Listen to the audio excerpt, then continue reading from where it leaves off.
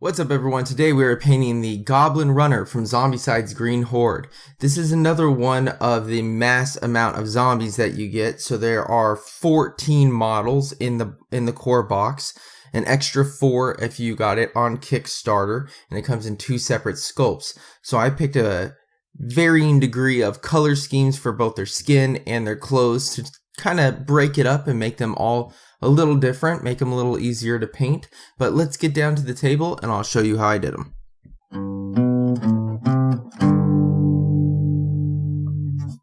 Alright, so I started out with a all-white prime of all of the models, and then I'm going to use Lemon Yellow and Flat Green for 7 of the 14, and then I'm going to add some Refractive Green to give a different shade of the overall green for the other 7. I'm using my airbrush to try to make this a little bit faster. It works exactly the same if you're going to do it with just a regular brush. I did about a 50-50 mixture of yellow and flat green, and then I added in another, it was a varying amount. I would say probably a good third, so that I made it a third of each of the refractive green. And here you can see the 2 colors that I came up with. So one is a dark green and one is this yellowish green. And I just picked out 7 random models of each and painted them out like this.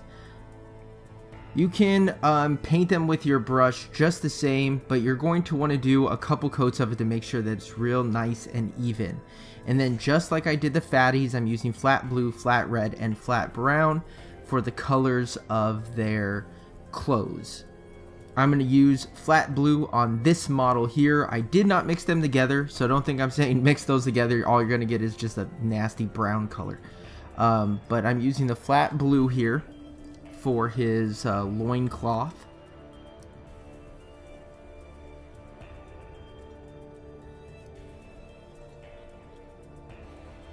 And you're going to want to make sure you get that all around the top and the back. You can see a nice even coat. It's probably going to take you 2 coats of anything to cover up the darker green for sure. The lighter green's a little easier to cover up, but to make it nice and smooth, multiple coats. Vallejo's Game Color Khaki I'm using next for all the wraps, which include the shoes on both feet, and then he has wrist cloths on one arm.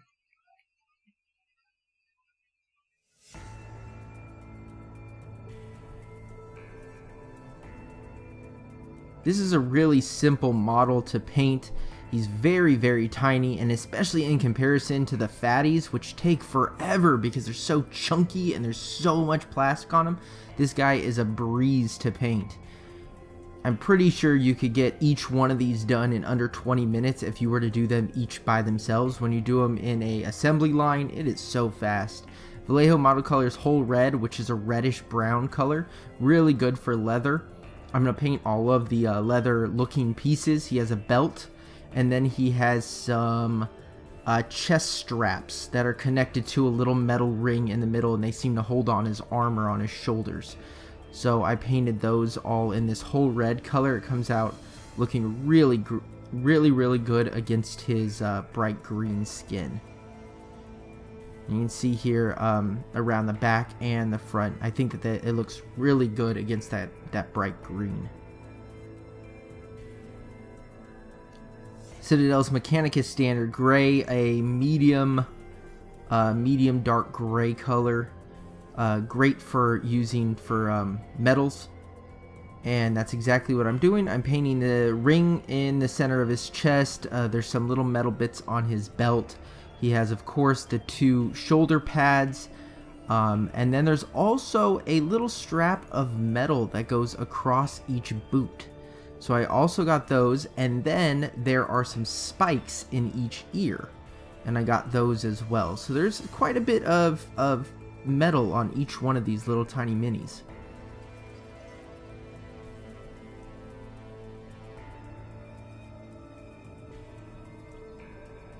So out of the entire Zombicide Green Horde set, I would definitely say these are the easiest minis to paint. If you're wondering which one should you start with, I mean start with whichever one you want to paint the most. But if you're saying, well, which one is the least intimidating, by far the Goblin runners are the easiest to paint. There's so few elements to them. The details are very in your face and able to be seen. So you can see here, once it's painted up, you can clearly see where each piece of the model is. Model color Ivory is up next. This is an off-white color. I'm using that for his nails, his teeth, putting in his eye sockets. And that's about it for that. But yeah, he's definitely an easy model, especially in comparison to, as I said, the fatties. And then the heroes, I think it's fair to spend more time on the heroes or the abominations, because there's a single model for each of them. This includes the necromancers as well. Because you're only getting one of each, or if you have the Kickstarter, you get 2 of the abominations and 2 of the necromancers. But still, the point is you can really make them super interesting. On the back of his left arm, well, on this model, the other model does not have this, but on the back of his left arm, he does have a bone sticking out of the skin. So I painted that up in the ivory as well, and also the bone that's on his hip. This is Quick Shade Strong Tone from Army Painter. Make sure you shake the crap out of that. Then I put a piece of aluminum foil in between a paper towel, and that is what I'm using to catch all of the slop. I'm sorry, this is gonna zoom in and out wildly as I move kind of quickly on this. Apologize, hope it doesn't give you any sort of, make you feel dizzy or anything like that. But all you're doing is plopping a bunch of this on. You can also use the dip method and dip the mini into that. I dropped a mini inside my pot, so I don't do that anymore. It was a bit of a mess trying to get him back out of there. So now I just do it this way. I put 2 paintbrushes on and then spend some time making sure to get all of the puddles off. And definitely you want to get all the puddles off of the base, and then just lightly prod at the mini, collecting any spots where it might be too much. So you can see here, after 24 hours, he dries to a really glossy finish, but you can also see that there isn't any big glops of brown on him, which is important. The Krylon Color Master Clear Flat is my favorite matte varnish to use. And you can see here the difference. The model on the right has been matte varnish. The model on the left is still in the glossy finish. And right here you could stop if you wanted to. Otherwise, you can continue with a steel color. If you just wanted to get them done quickly, I think after putting that clear finish on them, coloring the base, whatever color you want to color it, and maybe adding a little bit of blood to them, you're set. They look great. They don't need their eyes done. They don't need all the highlights. They're going to look great on the board, especially from 3 to 4 feet away. But if you take a steel color, any sort of flat metallic color, so this is an actual metallic paint, but it isn't as shiny as silver or gold or anything like that. Just start in the middle and go away from it for the shoulder pads, or top down for the knee pad or the center, and just add a little bit of a shine to it. And then Vallejo's Model Color Buff, I use this to dry brush over the wraps on the legs and the arms, making sure not to hit the silver that I already have, or the metal that I've already painted on the feet there. And that's just to brighten that up a little bit and add a little bit of texture to those wraps, reinforcing the shadow that the wash gave us. Picking back up the Vallejo Model Color Ivory, coming back and touching up the bone, just picking out a couple of the raised bits on the bone that's on his hip. I did a little bit of the bone that's on his arm just to make sure it still looked like a bone and didn't get too covered in the brown wash.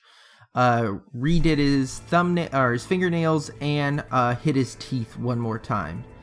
Vallejo's Model Color Black is how I am basing all of these minis, all of the zombie minis.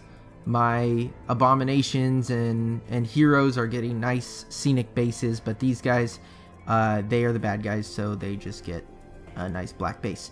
Now I'm using Golden's Primary Cyan. I really like these paints because they're very glossy and very bright, but you could just use a normal blue. You could color their eyes black, you could color their eyes natural, you know, like white with a black pupil.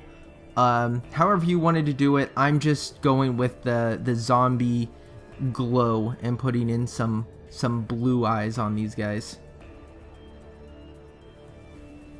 And then the Citadel's Blood for the Blood Gods. I definitely think that you should be using this on these zombies even if you stop way before this and don't go through this whole process.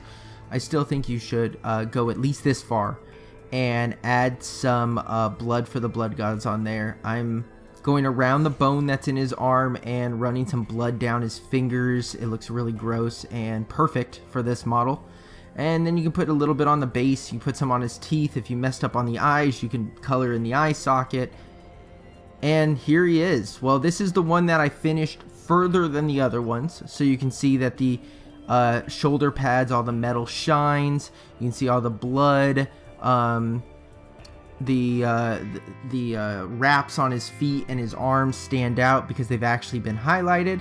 And then here you can see him with some of the ones that I didn't go the whole way, and there's not much of a difference. They still look really, really, really good.